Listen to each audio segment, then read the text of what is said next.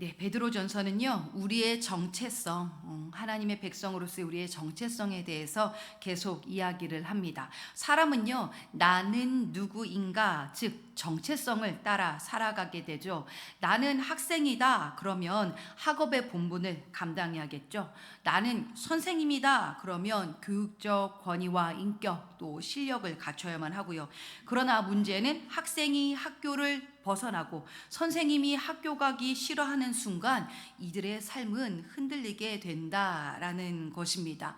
베드로전서 2장은요, 고난과 어려움으로 흔들리고 있었던 이방인 성도들에게 강력하게 그들의 정체성을 선포하는 장입니다. 특별히 유명한 구절이죠. 2장 9절을 통해서 우리의 정체성이 선명하게 나타나고 있습니다. 그러나 너희는 택하신 족속이요, 왕같은 제사장들이요, 거룩한 나라요, 그의 소유가 된 백성이니. 우리의 정체성을 지금 네 가지로 표현하고 있습니다. 첫 번째는 뭐였습니까, 여러분? 택하신 족속. 자격 없음에도 불구하고 우리를 선택하여 하나님께서 직접 친히 우리를 찾아와 주셨다라는 것이죠. 또 두 번째, 왕 같은 제사장들이요. 왕이라는 거예요. 왕이라는 거예요. 그래서 두려움에 눌려 사는 존재가 아닙니다. 당당하게 사람들 앞에 살아가며 또 제사장, 담대하게 하나님 앞에 나아갈 수 있는 사람들이다라는 것이죠. 그리고 세 번째 정체성은 거룩한 나라요. 세상에 휩쓸려서 이리저리 기준 없이 살아가는 군중이 아니라 특별히 구별되어서 지켜주시는 하나님의 거룩한 나라라는 것입니다. 아울러 네 번째 정체성, 그의 소유가 된 백성이니. 우리는요, 값없이 존재하는 사람이 아니라 십자가의 피값으로 사신 주님의 목숨 주고 죽음에서 건져내신 너무나도 사랑스럽고 존귀한 존재다라는 것이죠. 이러한 정체성은요, 단순히 우리를 위로하기 위해서 선포되어진 것이 아닙니다. 오늘 말씀에서 그의 아름다운 덕을 선포하게 하려 하심이라 라고 기록되어 있어요. 즉 우리의 정체성은요, 이제 삶으로 우리의 일상에서 드러나야만 합니다. 우리의 정체성 뭐라고요, 여러분? 꼭 기억하시길 바랍니다. 택하신 족속, 왕같은 제사장, 거룩한 나라, 그의 소유된 백성. 여러분, 이것이 우리의 정체성이래요. 지금 한번 여러분을 토닥토닥 하면서 입으로 작게 한번 조아려 볼까요? 한 번 더 시작. 택하신 족속, 왕같은 제사장, 거룩한 나라, 그의 소유된 백성. 그렇습니다. 이러한 정체성을 가진 우리는 이제 어떻게 살아야 합니까? 중요한 내용들이 오늘 여러 가지가 나옵니다. 그래서 오늘 여러분 시간 되시면 여러 번 이 본문을 정독해 보셨으면 좋겠습니다. 저는 이번 텀에는요, 두 가지를 중점적으로 좀 살펴보려고 하는데요. 우리는 도대체 어떻게 살아야만 하는가? 첫째는요, 11절과 12절에 기록된 대로요, 영혼을 거슬러 싸우는 육체의 정욕을 제어하라 라고 합니다. 육체의 정욕을 제어하라. 본문의 육체의 정욕이란 문맥상 2장 1절에 등장하는 악독, 모든 기만, 외식, 시기, 모든 비방하는 말이 여기에 해당됩니다. 악독함도, 그리고 다른 사람 상관없이 기만하는 것도, 그리고 외식하는 것도, 시기, 질투하는 것도, 타인을 향하여서 비방하는 말도 여러분 누가 중심이 된 사고와 태도입니까? 바로 내가 중심이 된 사고와 태도를 뜻하는 것입니다. 풀어서 설명하면 나를 보호하기 위한 공격성, 그리고 내가 인정받고 싶어하는 집착, 내가 손해보기 싫어하는 마음, 내가 억울하면 반드시 보복해줘야만 하는 충동, 이러한 것들을 뭐라고요? 육체의 정욕으로 표현하고 있습니다. 이 육체의 정욕을 제어하라는 말은요, 억지로 그 욕망을 눌러라, 나를 어떻게든 내려놔 봐라, 노력해라, 그러면서요, 누른다고 행동으로 하라는 그러한 행동 지침이 아닙니다. 이 또한 어제도 나누었지만 우리 중심이 바뀌는 문제라는 거예요. 우리의 삶의 중심이 내가 아니라 예수 그리스도, 예수 그리스도 주님이시라면 그 주님께 붙어 있으면 우리의 선택은 이제 달라지게 된다라는 것이죠. 그분께 찰싹하고 달라붙어 있으면 그 결과는요, 오늘 본문 12절에 나와 있는 것처럼 너희의 선한 일을 보고 하나님께 영광을 돌리게 된다라는 것입니다. 여러분 어떻습니까? 어제 이제 2부 때 잠깐 나눴거든요. 사랑하면은 자꾸 닮아가고 싶어진다라는 거예요. 그래서요, 저희 가정도 요즘 보니까 식성이 굉장히 닮아가요. 그리고 뭔가 생각도 닮아가요. 그리고 살면서 점점 셋이 선율이까지 해서 덩치도 닮아가고 있어요. 사랑하니까 닮아가더라. 자꾸 붙어 있으니까 닮아가는 거예요. 정말 요즘에 신기할 정도로 눈빛만 딱 봐도 목사님하고 생각이 딱 통할 때가 있어요. 나 요화정 먹고 싶은데? 그러면은 저희 담임 목사님이 시켜놨지 하면서 문을 딱 열면 따다다단딴 요화정이 딱 배달이 되어져 있는 거예요. 와, 사랑한다라는 것이 이렇게 통하면서 서로가 닮아가는 것이구나. 우리가 주님께 붙어 있어 주님을 사랑하게 되어진다면은요, 그분의 성품을 닮아가고 싶어지는 겁니다. 그래서 붙어 있게 되면은요, 이 육체의 정욕이 이제는 싫어져요. 그리고 그걸 하고 있는 내가 발견되어지면서 스스로가 깜짝깜짝 놀라요. 내가 하나님의 사람으로 이런 말과 태도를, 이런 시기와 미움을 여전히 내 안에 내 중심된 이러한 사고를 하고 있다고? 그게 하나하나 보여지고 내려놔지게 되어진다라는 거예요. 중심이 내가 아니라 누구로? 예수 그리스도로 바뀌게 되어지면, 그분께 붙어 있어 점점 그분을 사랑하게 되어지면은요, 그분의 성품을 닮아가게 되어진다라는 것이지요. 그렇다면은요, 그렇게 그분을 닮아 선한 일을 보고 하나님께 영광을 돌리게 된다. 이제 선한 일을 하게 된다는데, 그럼 여기서 표현된 선한 일은 그럼 구체적으로 무엇일까요? 이 또한 오늘 본문 2장의 문맥을 살펴보았을 때에 육체의 정욕에서 나 자신이 중심되었던 것과는 반대로 하나님이 중심된 사고와 태도를 뜻하는 것입니다.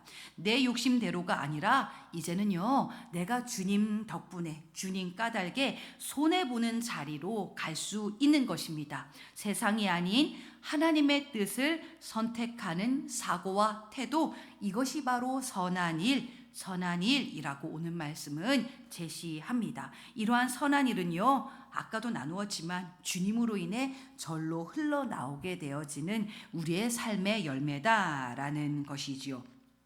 그렇다면 하나님의 백성으로서 우리는 이제 어떻게 살아가야만 하는가? 두 번째로요, 우리에게 요청되는 삶의 모습은 19절부터 기록된 바와 같이 억울한 고난 앞에서 내어 맡기라 라는 것입니다. 내어 맡기라. 그러면서요, 20절에서 본문이 한 번 더 강조를 하고 있습니다. 선을 행함으로 고난을 받고 참으면 이는 하나님 앞에 아름다우니라. 한 번 더요. 선을 행함으로 고난을 받고 참으면 이는 하나님 앞에 아름다우니라. 살면서요, 여러분, 제대로 믿음의 여정을 가는 사람들에게 이 고난은 필연적으로 찾아옵니다. 그러나 여기서요, 진짜 큰 문제는요, 고난이 아니에요. 고난 앞에서 내가 어떻게 반응하고 있느냐가 진짜 큰 문제인 것입니다. 고난이 닥쳐오면, 심지어 그것이 선한 의도로 내가 했음에도 불구하고 억울한 대가로, 억울한 결과로 다가오게 되면은요, 우리는 어때요? 감정이 치고 올라오죠. 화도 나요. 나도 갚아주고 싶다라는 그러한 생각이 들게 마련이죠. 그렇죠? 그런데 오늘은요, 우리에게 고난 앞에서 어떻게 해야 할지 얘기를 해주는데요. 첫째는 보복하지 말라라고 기록되어 있습니다.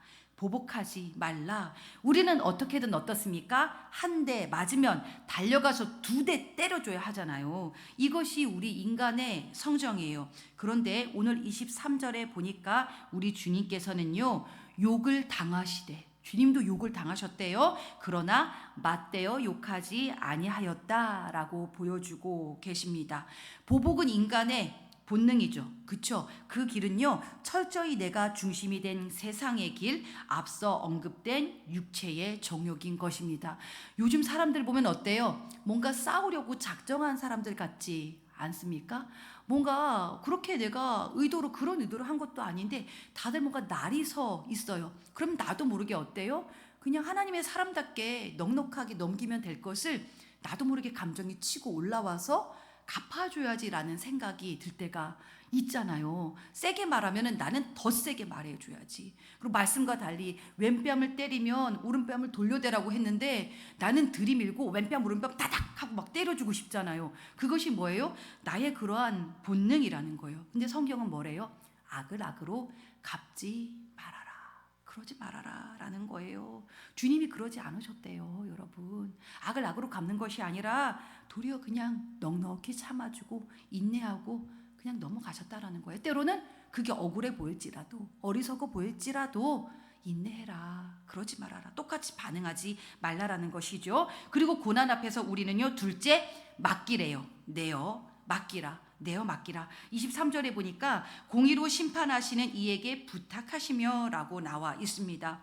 주님도 하나님께 부탁하셨대요. 내어 맡기셨다라는 것입니다. 어떤 믿음이 있으셨을까요? 하나님께서 반드시 공의로 심판하신다는 믿음입니다. 하나님께서 최종 심판자 되시기 때문에 우리가 굳이 구태여 복수할 필요가 없다라는 것입니다. 하나님께서 반드시 그분의 때에 심판하실 것이기 때문입니다. 여러분의 손에 피를 묻히지 마십시오.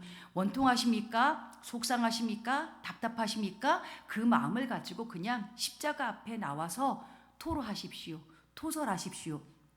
그리고 너무 답답하시면 시편에 있는 그런 다윗의 시편들을 한번 읽어보시기를 추천드립니다. 다윗이요, 여러분, 아주 하나님 앞에서 원수에 대한 그 마음들을 적나라하게 토설을 했습니다. 여러분, 우리는 하나님 앞에 나서 하나님 용서하게 해주십시오 이러면 뭔가 좀 덜 풀린 것 같지 않으십니까? 그런데 우리 다윗은요, 뭐래요? 하나님, 그 원수의 머리 위에 화롯불을 활활 그냥 태워달래요. 머리 위에 아주 그냥. 그리고 원수의 정수리에 도끼를 꽂아주십시오. 이게 여러분 시편의 언어입니다. 제 언어가 아니에요. 이렇게 다윗이 시편에서 하나님 앞에 토설했어요. 즉 뭡니까? 내어 맡겼다라는 거예요. 하나님, 내가 그 사람 앞에 가서 그렇게 하고 싶지, 인간적인 대응하고 싶지 않습니다. 그저 맡겨드립니다. 주님 하십시오.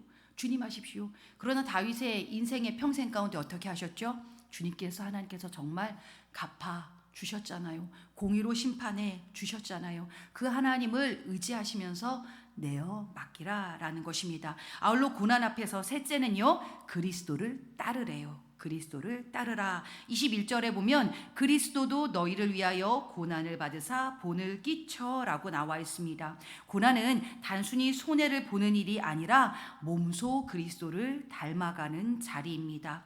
고난 속에서 나는 내 감정이, 내 분노가 드러날 것인가, 혹은 그리스도의 성품이 드러날 것인가. 바로 이 고난의 자리에서 진짜 우리의 정체성이 드러나게 되어지는 것입니다. 고난 앞에서, 억울한 그 상황 앞에서 여러분 무엇이 먼저 반응하고 계십니까? 나는 과연 어떤 모습입니까? 그것이 나의 정체성이다라는 거예요. 나의 중심이 지금 나인가? 아니면 예수 그리스도인가? 꼭 한번 점검해 보시길 바랍니다. 고난 가운데 있는 이제 이방인 그리스도인들을 향하여 오늘 본문은 마지막 25절을 통해 이렇게 이야기를 합니다. 너희가 전에는 양과 같이 길을 잃었더니 이제는 너희 영혼의 목자와 감독 되신 이에게 돌아왔느니라. 아멘. 여러분, 이제 우리는요, 더 이상 길 잃은 어린 양이 아니라는 거예요. 목자에게 돌아온 아주 소중한 양이래요, 여러분. 목자가 없는 양은요, 대부분 홀로 스스로 싸워 나가야만 하거든요. 그런데 여러분, 나중에 기회 되시면 목자와 양이라는 책을 한번 읽어보시기를 추천드립니다. 목자와 양, 거기에 보면은요, 양의 그러한 어리석은 속성들이 구구절절 구체적으로 나타나 있는데요. 목자가 없는 양, 대부분의 양들은요, 어떻습니까? 혼자서 살아갈 자생 능력이 아주 희박합니다. 심지어 우리 길가의 고양이들은 혼자서 얼마나 잘 살아내요, 그렇죠? 근데 이 양은요, 혼자 절대 못 살아요. 일단 기본적으로 시력이 좋지를 못합니다. 그래서요, 목자가 없으면은 절벽으로도 그냥 막 보지 못하고 달려가요. 길을 잃어버리는 것은 아주 삶에 있어서 다반사이고요. 그리고 이 양이요, 뒤뚱뒤뚱 가다가 뭔가 돌부리에 걸려서 쭈구덩 넘어져가지고 발라당 이렇게 뒤집어지잖아요. 대부분의 동물들은 이렇게 뒤집어졌을 때에 이렇게 딱 일어납니다. 몸을 딱 일으키는데요, 양은요 못 일어난대요. 혼자서는요 보둥보둥 거리면서 얘네가 살려주세요 살려주세요 이러는데, 문제는요 여기서 누가 와서, 즉 목자죠, 목자가 와서 이렇게 세워줘야지, 만약에 목자가 없으면은요 얘는 그 상태로 죽을 수도 있대요. 정말 이거 진짜 답이 없지 않습니까? 양이라는 동물이 이래요, 여러분. 겉에서 봤을 때 귀엽다고 끝나는 게 아니라 얘는 정말 목자가 없으면 홀로 살아갈 수 없는 정말로 연약한 동물이다라는 것이죠. 그래서 목자가 필요하다라는 것인데요. 이때 목자가 있는 양은 어떻습니까? 인도함과 보호하심을 받습니다. 악한 적이 찾아와서 고난을 줘도요, 굳이 자기가 애써서 그 적을 향해 싸우거나 보복하지 않죠. 왜요? 당연히 목자가 곁에 있기 때문입니다. 지팡이와 막대기로 나를 대신해서 싸워 주잖아요. 이 양은 그래서 그저 목자에게 자신의 모든 경로를 맡기기만 하면 됩니다. 내 목자 되시니까, 그 목자가 나를 책임져 주시니까. 그래서요 여러분, 욕망이 우리를 지배하지 못하고 그 목자가 나와 함께 하시면 권세가 우리를 압도하지 못하며 고난이 우리를 무너지게 하지 못합니다. 우리는 우리의 목자 대신 예수 그리스도께 속한 사람들이기 때문입니다. 우리는 여러분 정체성에 대해서 계속해서 얘기를 하고 있죠. 앞서서 우리의 정체성 누구라고 했습니까? 택하신 족속, 왕같은 제사장, 거룩한 나라, 그의 소유된 백성입니다. 때때로 순간마다 내 중심 가운데 자꾸만 내 감정이 치고 흔들어 온다. 그래서 나를 자꾸만 흔들려고 한다라고 했을 때에 이 정체성을 여러분 기억하고 선포하시기를 바랍니다. 그래서 여러분 오늘도 예수 그리스도께 착 달라붙어 있기를 원해요. 그리하여 세상 속에서 선한 영향력이 흘러가며 억울하게 고난을 당할지라도 보복하지 않고 온전하게 내어 맡기며 푸른 초장 쉴만한 물가로 인도함을 받는 저와 그리고 여러분이 되어질 수 있기를 주님의 이름으로 축복합니다. 이러한 부분들을 생각하시면서요 베드로전서 2장 말씀을요 우리 한 절씩 교독하며 나아가도록 하시겠습니다. 제가 먼저 읽겠습니다. 그러므로 모든 악독과 모든 기만과 외식과 시기와 모든 비방하는 말을 버리고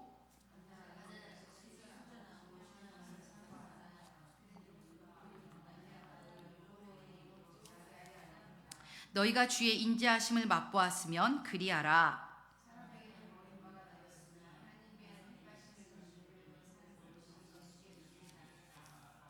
너희도 산돌같이 신령한 집으로 세워지고 예수 그리스도로 말미암아 하나님이 기쁘게 받으실 신령한 제사를 드린 거룩한 제사장이 될지니라.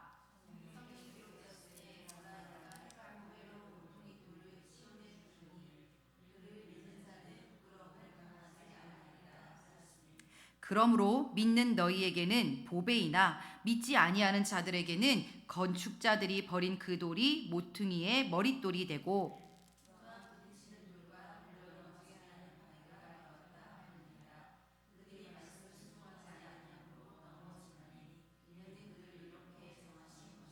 그러나 너희는 택하신 족속이요 왕같은 제사장들이요 거룩한 나라요 그의 소유가 된 백성이니 이는 너희를 어두운 데서 불러내어 그의 기이한 빛에 들어가게 하시니에 아름다운 덕을 선포하게 하려 하심이라.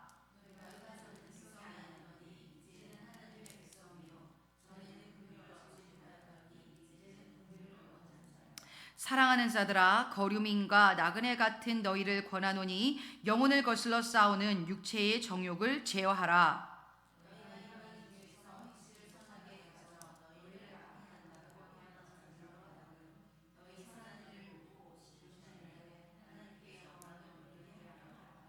인간의 모든 제도를 주를 위하여 순종하되 혹은 위에 있는 왕이나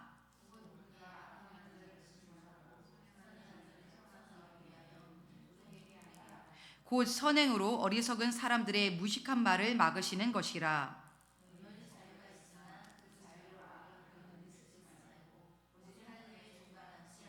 무사람을 공경하며 형제를 사랑하며 하나님을 두려워하며 왕을 존대하라.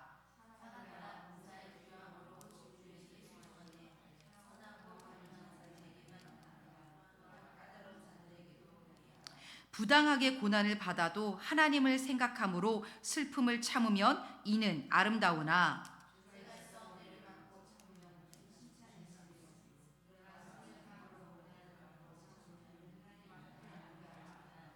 이를 위하여 너희가 부르심을 받았으니 그리스도도 너희를 위하여 고난을 받으사 너희에게 분을 끼쳐 그 자취를 따라오게 하려 하셨느니라.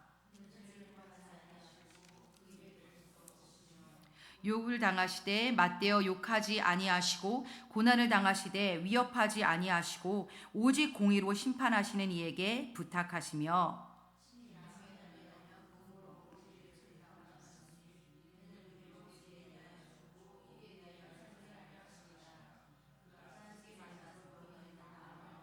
함께 읽겠습니다. 너희가 전에는 양과 같이 길을 잃었더니 이제는 너희 영혼의 목자와 감독 되신 이에게 돌아왔느니라. 아멘. 이 시간 기도하실